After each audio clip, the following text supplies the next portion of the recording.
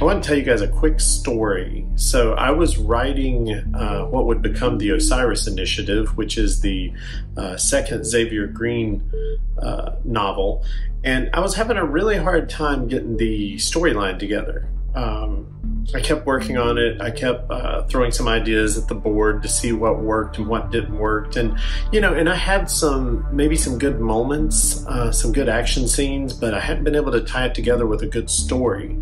And so, you know, I kept working at it. I couldn't quite get it figured out. And then I came upon this character. I had the idea of doing this tech mogul, this Stephen Jobs gone wrong kind of guy. You know, Elon Musk, Jeff Bezos, that kind of guy, gone wronger. You know, and it was Mr. Davos. And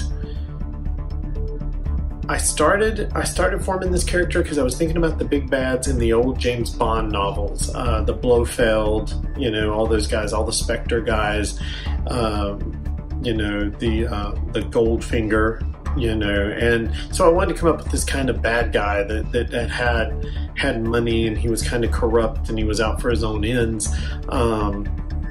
Not somebody who would necessarily get involved, but somebody who sits back and like pulls the strings. And so he started developing, and I thought it was cool, and I started developing some scenes with him, and I saw one of those apartments.com commercials with Jeff Goldblum. Now, those of you who know me will know I absolutely adore Jeff Goldblum. I love him. I watch all his stuff. I even have his jazz records, which are quite good. And all of a sudden it occurred to me that I could write Davos as if he were an evil version of Jeff Goldblum, like that kind of eccentric, you know, just an odd character.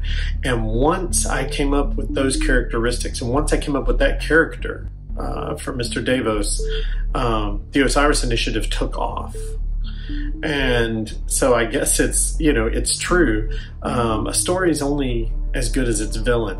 If you have a really good villain, if you have somebody for your protagonist to have to overcome, for somebody for them to have to fight, and you know, and they're a really good character and really smart and really thought out, it'll make for a better story.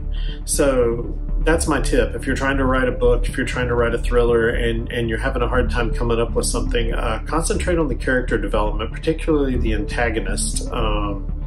Make them as interesting as possible. Make them seem difficult to overcome, and it'll give your protagonist, your hero, a mountain to climb. Anyway, that's just a thought. Hope you guys are having a great day, and I'll talk to you soon.